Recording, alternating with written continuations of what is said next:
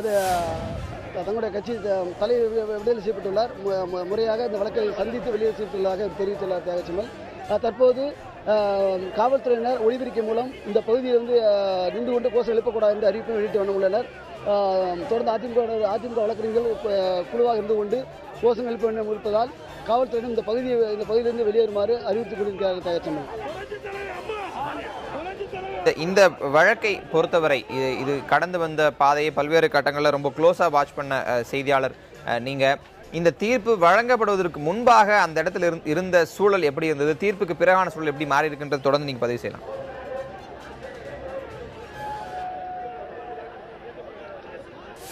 இந்த வழக்கை பொறுத்தவரை, அதாவது மேல்முறையீட்டு வழக்கை பொறுத்தவரை, அதாவது கடந்த செப்டம்பர் மாதம் 27ஆம் தேதி இந்த வழக்கில் தீர்ப்பு வழங்கப்பட்டு 4 ஆண்டுகள் சிறை தண்டனை விதிக்கப்பட்டது. அந்த நேரத்தில் அன்றே முதலமைச்சராக இருந்த ஜெயலலிதா அவர்கள் உடனடியாக சிறைக்கு அன்றே மாலையில் அடைக்கப்பட்டார். ஆகவே தொடர்ந்து ஜாமீன் நடவடிக்கை மேற்கொள்ளப்பட்டன. நீதிமன்றம் 2 நாட்கள் சனி ஞாயிறு விடுமுறை என்பதால் உடனடியாக நடவடிக்கை மேற்கொள்ள முடியாத ஒரு சூழ்நிலை ஏற்பட்டது. அதனைத் தொடர்ந்து அது செப்டம்பர் 30ஆம் தேதி வாக்கில் சென்னை கர்நாடக மாநில உயர்நீதிமன்றத்தை நாடி அங்கு மேல்முறையீடு செய்யப்பட்டது. அதே போன்று ஜாமீன் மனுவும் அதோடு தாக்கல் செய்யப்பட்டது.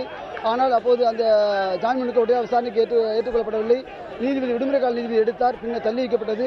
தொடர்ந்து அந்த மனுக்கள் விசாரிக்கப்படுவதும் தள்ளி வைக்கப்படுவார் என்ற நிலையில் உடனடியாக, அதாவது அக்டோபர் மாதம் முதல் வாரத்தில் ஜெயலலிதாவுக்கு ஜாமீன் மறுக்கப்பட்டதை அடுத்து உடனடியாக உச்சநீதிமன்றத்தை நாடினார். உச்சநீதிமன்றமானது இவருக்கு ஜாமீன் வழங்கியது. அதனைத் தொடர்ந்து உச்சநீதிமன்றம் இந்த வழக்கை விசாரிப்பதற்காக சிறப்பு நீதிமன்றத்தை அமர்த்தது. அதாவது சிறப்பு நீதிபதி ஒருவரை நியமிக்க வேண்டும் என்று கர்நாடக உயர்நீதிமன்றத்துக்கு உத்தரவிட்டது. அதனைத் தொடர்ந்துதான் நீதிபதி குமாரசாமி ஜனவரி 1ஆம் தேதி நியமிக்கப்பட்டார். அவர் தனது 5ஆம் தேதி தனது விசாரணையை தொடங்கினார். அன்று முதல் தொடர்ந்து முதல் நாளே, விசாரணை தொடங்கிய முதல் நாளே அப்போது சுப்பிரமணிய சாமி நீதிமன்றத்துக்கு வந்து தனது தரப்பு வாதத்தை ஏற்றுக்கொள்ளும் என்று கோரிக்கை விடுத்தார். இதேபோன்று திமுக தரப்பிலும் கோரிக்கை விடுக்கப்பட்டது. இந்த 2 கோரிக்கைகள் நீதிபதி ஏற்க மறுத்துவிட்டார். அப்போது தெளிவாக ஒன்றும் தெரிவித்தார். அதாவது இது மேல்முறையீடு வழக்கு. மேல்முறையீட்டு வழக்கை பொறுத்தவரை இந்த வழக்கில், அதாவது மேல்முறையீடு செய்துள்ளவர்களுக்கும் அரசு தரப்புக்கு இடையே மட்டும்தான் கருத்தை நான் கேட்க வேண்டும், மற்றவர்கள் கேட்க வேண்டிய அவசியம் இல்லை, அவை உங்களுடைய கருத்தை கேட்க முடியாது என்று சுப்பிரமணிய சாமிக்கும் அன்பழகன் தரப்புக்கும் தெளிவாக முதல் நாளே தெரிவித்து விட்டார். அதே நேரத்தில் ஜெயலலிதா தரப்பில் அன்று தங்களுடைய வாதங்களை எடுத்து வைப்பதற்கு அவகாசம் வேண்டும் என்றும் உச்சநீதிமன்ற வழக்கறிஞர் வர வேண்டியிருப்பதால் வழக்கை தள்ளி வைக்க வேண்டும் என்று கேட்டுக்கொண்டனர். அதற்கு நீதிபதி அதுபோன்ற அனுமதி வழங்க முடியாது என்று மறுத்து இன்றைய விசாரணை தொடங்குகள், அதாவது தங்கள் ஜனவரி 12ஆம் தேதி தொடங்குவதாக அறிவித்தனர். அதற்கு முடியாது என்று கூறிவிட்டு ஜனவரி 5ஆம் தேதியே விசாரணை தொடங்கியது. அன்று முதல் தொடர்ந்து விசாரணை நடைபெற்று வந்தது. ஒவ்வொரு காலகட்டத்திலும் நீதிபதி இந்த வழக்குடைய ஒவ்வொரு விஷயங்களிலும், அதாவது முதல் தகவல் அறிக்கை உள்ளிட்ட அனைத்து அம்சங்களையும் பொறுமையாக கேட்டார். அதில் விளக்கங்கள் அனைத்து ஒவ்வொரு நாளும் ஒரு விளக்கங்களை கேட்டு தெரிந்து கொண்டார். இந்த வழக்கில் தொடர்புள்ள யார் யார், இந்த வழக்கு தொடர்பாக என்னென்ன ஆவணங்கள் உள்ளன, என்னென்ன குற்றப்பிரிவுகள் வழக்கு பதிவு செய்துள்ளீர்கள், இந்த பிரிவுகளில் வழக்கு பதிவு செய்திருந்தால் முன்னதாக ஏன் ஆதாரங்களை திரட்டவில்லை என்று அரசு தரப்பு பல்வேறு கேள்விகள் எழுப்பியிருந்தார். இந்த வழக்கை விசாரணையின் போதே தெளிவாக தெரிந்தது. என்றால் நீதிபதி சில கேள்வி எழுப்பும் பொழுது, அதாவது ஜெயலலிதாவுக்கு சொந்தமான அந்த பங்களாக்களில் 3 கோடி ரூபாய் செலவிட்டதாக கூறப்பட்ட நிலையில் அதற்கு 13 கோடி ரூபாய் செலவிடப்பட்டதாக கூறியது குறித்து நீதிபதி தனது கடுமையான ஒரு அதிருப்தி வெளிப்படுத்தியிருந்தார். 10 கோடி ரூபாய் எப்படி கூடுதலாக நீங்கள் இந்த வழக்கில் சேர்த்து என்று கேள்வி எழுப்பியிருந்தார். இதேபோன்று அதிமுக கட்சியினுடைய அதிகார நாளேடான நமது எம்ஜிஆர் தொடர்பாகவும் சில கேள்விகளை நீதிபதி எழுப்பியிருந்தார். 14 கோடி ரூபாய் இந்த அதிமுகவுடைய அதிகார நாளேடான அந்த நமது எம்ஜிஆருக்கு வந்தது குறித்தும், இது சந்தா தொகைதானே, இது எப்படி வழக்கில் சேர்த்து என்று கேள்வி எழுப்பினார். அது மட்டுமல்லாமல் 91 முதல் 96 வரை தான் வருமானத்துக்கு அதிகமாக சொத்து சேர்த்ததாக குறிப்பிடப்பட்டுள்ளது.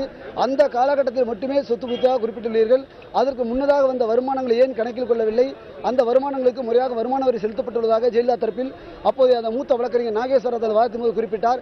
அதனை ஏற்றுக்கொண்ட நீதிபதி, அப்படியானால் முறையாக வருமான வரி செலுத்தியுள்ள போது அவருடைய அந்த கணக்குடைய விவரங்கள் அனைத்து முறையாக உள்ளது, அதையெல்லாம் ஏன் கணக்கில் கொள்ளவில்லை, முன்னதாக உள்ள வருமானங்கள் ஏன் கவனத்தில் கொள்ளவில்லை என்றும் நீதிபதி கேள்வி எழுப்பினார்.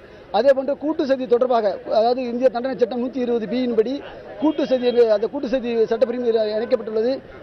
கூட்டு சதி பிரிவின் கீழ் வழக்கு பதிவு செய்ய வேண்டுமானால் அதுக்கு முன்னதாக நீங்கள் ஆதாரங்களை முன்னதாக அதுக்கான அடிப்படை முகாந்திரம் இருந்திருக்க வேண்டுமே. அதற்கான அடிப்படை முகாந்திரம் இல்லாமலேயே 120B என்ற அந்த குற்றச்சாட்டை பதிவு செய்துவிட்டு பின்னர் ஆதாரங்களை எப்படி தேடினீர்கள் என்று நீதிபதி அப்போதே கேள்வி எழுப்பியிருந்தார். அப்போதே அதிமுக தரப்பு வழக்கறிஞர்களுக்கு நீதிபதி எழுப்பிய கேள்விகளை பார்க்கும் பொழுது இந்த வழக்கு விடுதலை கிடைக்கும் என்ற நம்பிக்கை இருந்த எடுத்தும், அதே போன்று இந்த நீதிபதி தொடர்ந்து இந்த வழக்கு தொடர்பாக சொத்து மதிப்பீட்டில் வேறுபாடு இருப்பதாக அதிமுக பொதுச் செயலர் ஜெயலலிதாவுடைய தரப்பில் வழக்கறிஞர் நாகேஸ்வரராவ் தெரிவித்திருந்தார். அதற்கு நீதிபதி அப்படியானால் நீங்கள் மதிப்பீடு செய்துள்ள பட்டியலும் வேண்டும், அரசு தரப்பில் அதாவது லஞ்ச ஒழிப்புத்துறை தரப்பில் மதிப்பீடு செய்த பட்டியல் வேண்டும் என்று கேள்வி எழுப்பியிருந்தார். அதேபோல் நீதிபதி வேண்டுமானால் நானும் இதற்காக ஒரு அதிகாரியை நியமித்து சொத்து பட்டியலை நான் மறுமதிப்பீடு செய்வேன் என்று நீதிபதி தெரிவித்திருந்தார். இந்த வழக்குடைய போக்கை பார்க்கும் பொழுது இந்த வழக்கில் முழுமையான ஒரு விடுதலை கிடைக்கும் என்ற போக்கு அப்போது காணப்பட்டது. இந்த நிலையில் தான் இந்த வழக்கில் நீதிபதி இந்த வழக்கில் 4 பேரை விடுதலை செய்து தீர்ப்பு வழங்கியுள்ளார். தியாகச்சம்மல் சுப்பையா, தற்போது தமிழகம் முழுவதும் இருந்து அதிமுக தொண்டர்கள் இந்த விடுதலையை, இந்த தீர்ப்பை கொண்டாடக்கூடிய அந்த நேரடி காட்சியை பார்த்துள்ளீர்கள். நெல்லை, கோவை என அனைத்து பகுதிகளிலிருந்தும் நேரடியான காட்சிகள் வந்து கொண்டிருக்கின்றன. அதிமுக தொண்டர்கள் பட்டாசுகளை வெடித்து இனிப்புகளை வழங்கி தமிழகம் முழுவதும் கொண்டாட்டத்தில் ஈடுபட்டக்கூடிய இந்த நேரடி காட்சியை பார்த்துள்ளீர்கள். நெல்லை, கோவை, மதுரை, சென்னை என அனைத்து பகுதிகளிலும் அதிமுக தொண்டர்கள் தற்போது உற்சாக கொண்டாட்டத்தில் ஈடுபடக்கூடிய இந்த நேரடி காட்சியை பார்த்து வருகிறோம். அதே போன்று பெங்களூர் உயர்நீதிமன்ற வளாகத்திலும் அதிமுக தொண்டர்கள் உற்சாக கொண்டாட்டத்தில் ஈடுபடக்கூடிய காட்சிகளை பார்க்கிறோம். பாராளுமன்ற வளாகத்தில் அதிமுக மக்களவை மற்றும் மாநிலங்களவை உறுப்பினர்கள் அதிமுக பொதுச்செயலர் ஜெயலலிதாவுக்கு ஆதரவாக கோஷங்களை எழுப்பி இருக்கக்கூடிய அந்த நேரடி காட்சியிலும் தற்போது பார்த்துக் கொண்டிருக்கிறீர்கள்.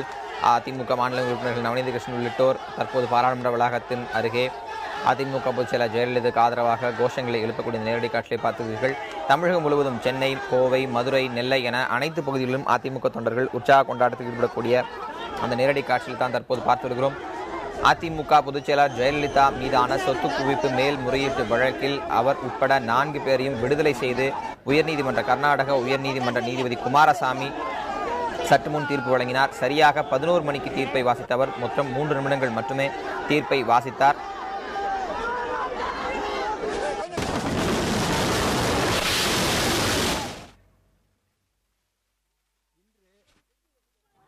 உயர்நீதிமன்றம்